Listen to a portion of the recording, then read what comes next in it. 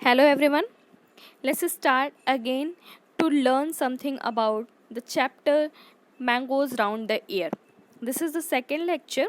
If you remember, in the first lecture, we have discussed about the spoiling of food and how does the food spoil. Even we have also discussed that what are the reason behind the spoiling of food and what are the characters of the spoiled food.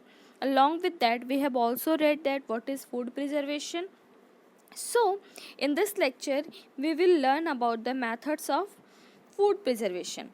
What are the methods used to preserve the food? Some common methods which we use in our daily life or you have seen in your daily life, that we will discuss here. So let's start to know the first method, that is salting. Salting is the very common method. Students, you have often seen that for the protection of the food from being spoiled, it your mother or your family member keep the some kinds of the food or edible food, we can say that they can keep it into the salt for protection. Okay, so common salt helps in food preservation, and this process is known as salting. Means when we add salt into the food for protecting it from being spoiled, that is known as salting. Next one is boiling.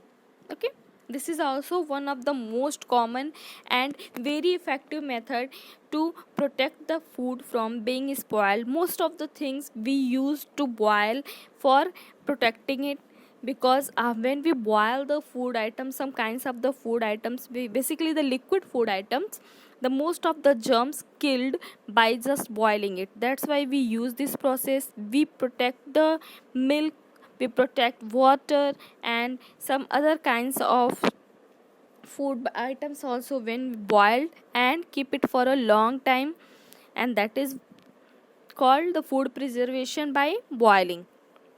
Next method is chemical preservation. Students, some chemicals are used for the preservation of food. The most common chemical, vinegar. Vinegar is used for the food preservation. You have often seen that in most of the pickles vinegar is used. Vinegar is the chemical. That's why it is also this process in which some chemicals are used for food preservation, that are known as the chemical preservations. Clear? So this chemical preservation is basically used into the market industries. These chemicals are used by the shopkeepers to protect their food safe for a long time. Now, the next, freezing. I don't think that it is much needed to explain this because all of you are very familiar with this term. We keep the things into the freeze to protect them from being spoiled.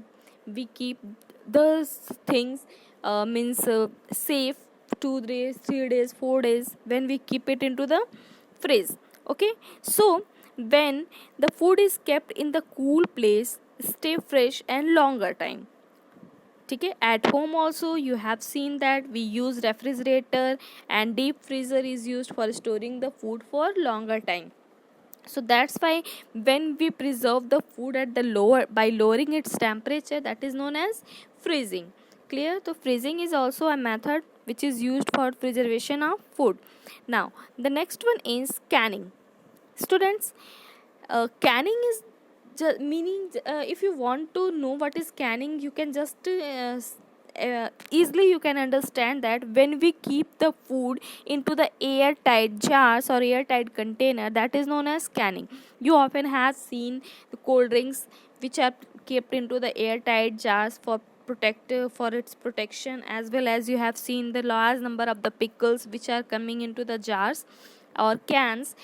So these kinds of food items are protected from the germs, because if air comes inside in contact with these food items, in the last lecture also I have explained that bacteria and fungus are the most important microorganisms which are responsible for the spoiling of the food. So these microorganisms along with air come in contact with the food items and it starts to grow on the food items and spoil the food. That's why we use the airtight containers to protect the food from being spoiled. And when these kinds of airtight containers or jar are used to protect the food, this is known as canning.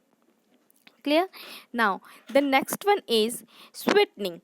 Basically sweetening means to add sugar. Okay, when we used to add the sugar into the food items, this for their preservation, this is known as sweetening. Okay, clear? You have often seen that in different types of the food items along with some sweets also we used to add the sweet for sugar for protect keeping it safe for a long time. Oiling is also a very common method. This is also used to protect the pickles. Most of the pickles are used to protect by the process. Oiling means, if we want to explain oiling, we can say that when we add oil to protect our food from being spoiled, the process is known as oiling, and oil helps in the food preservation. Clear? The next one is drying. Most student, it is the very common method which is also applied on the home also. You have seen that when some kinds of the vegetables, if we are talking like chili or some kinds of vegetables, when they are going to be spoiled, basically they are kept into the sunlight, under the sunlight, and dried completely. When the complete moisture is removed from it, it can be protected from being spoiled. Okay, Aam papad is also used to protect by the process of drying also. Clear? Now, next one is pasteurization. Pasteurization is the process which is used to protect or which is used for preservation of milk or curd. Okay, these milks or curd are firstly, if we when we used to protect the milk, when we boil it at the certain degree temperature for 15 minutes, and then after sudden cooling down of the temperature and let it become completely cool, means the boiling and cooling process of milk is known as pasteurization. This pasteurization keeps the milk fresh and fresh for a long time. That's why this, when whatever the packed milk you can see into the market, that are used to protect, that are used to preserve by the process of pasteurization.